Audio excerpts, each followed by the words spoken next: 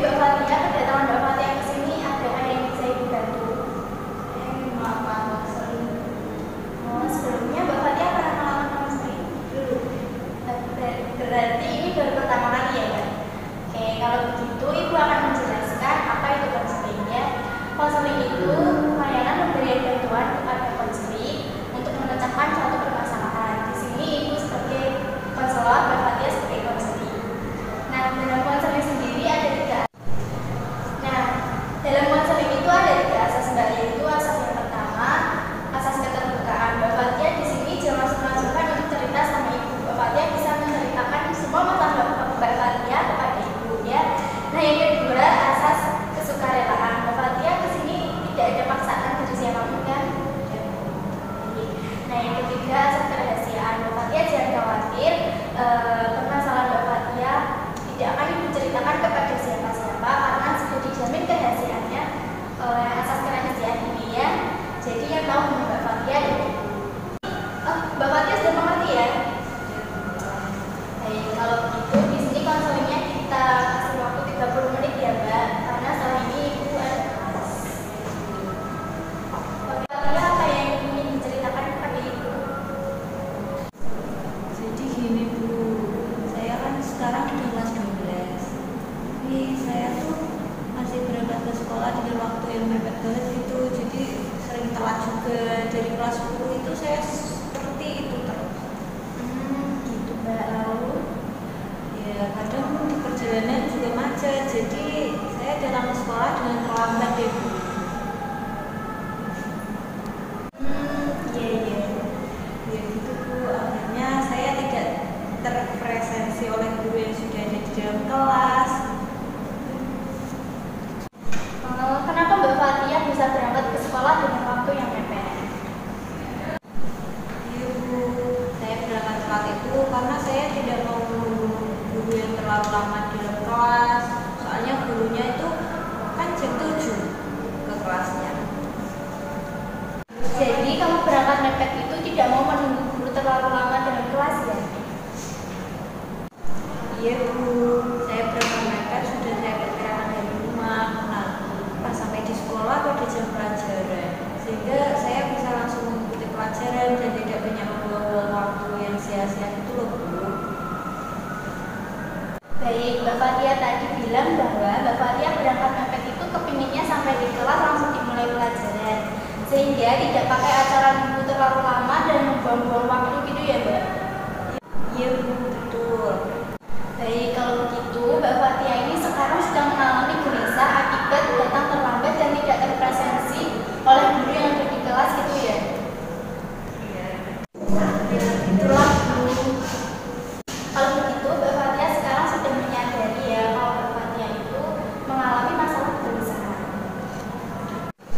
Iya Bu, dan saya ingin menyelesaikan masalah ini dan menuju yang Baik, tujuan dari konseling ini untuk memfasilitasi Mbak Fatia menyelesaikan permasalahan Mbak Fatia ini ya. itu ya Bu. Lalu saya harus bagaimana? Ya sabar, kita kan sudah berdiskusi tentang tujuan konseling. Nah, sebagai harapan yang harus diwujudkan, untuk bisa mewujudkan harapan itu diperlukan teknik atau cara yang kemudian Mbak Fatia lakukan. Nah, di sini Ibu memilih teknik atau cara yang harus kamu pelajari bersama Ibu saat ini adalah teknik self management. Teknik self management itu apa ya Bu? Ini adalah teknik di mana Mbak Fatia dapat menempatkan diri dalam situasi yang menghambat tingkah laku. Nah, Mbak Fatia bisa hilangkan dan belajar untuk mencegah timbulnya perilaku atau masalah yang tidak Mbak Fatia kehendaki. Mbak Fatia juga bisa meningkatkan hal-hal yang baik dan benar. Tapi Mbak Fatia harus mengamati tingkah laku Mbak Fatia sendiri, kemudian mencatatnya dengan teliti. Terus bagaimana Bu? Mbak Fatia catat terlebih dahulu semua perilaku-perilaku yang telah terjadi. Nah, ini Ibu ada kertas dan ballpoint. Silakan Mbak. Sudah Bu. Oh iya, Mbak Fatia kan sekarang sudah mencatat semua perilaku yang menyebabkan Mbak Fatia mempunyai permasalahan. Nah, setelah itu Mbak Fatia catat target yang ingin Mbak Fatia capai ya. Ya semua target perilaku yang seperti apa yang ingin Mbak Fathia capai setelah mengetahui berbagai perilaku yang menyebabkan Mbak Fathia itu mempunyai masalah. Baik, Bu. Bagaimana? Apakah kamu sudah mempunyai pandangan tentang tingkah laku seperti apa yang harus kamu lakukan?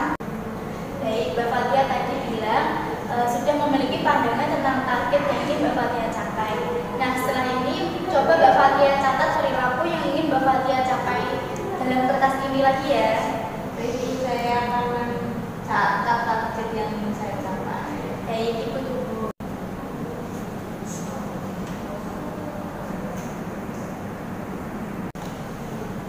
Sudah, Bu.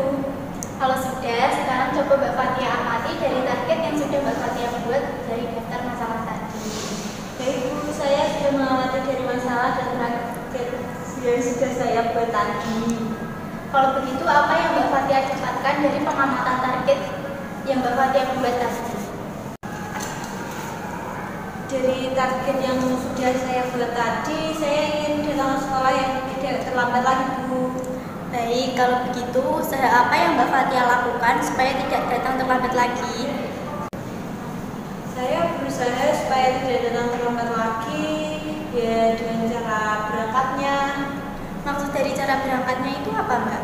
Jadi kalau biasanya saya berangkat pada pukul segini, kalau saya ada kemacetan, kan saya pasti terlambat.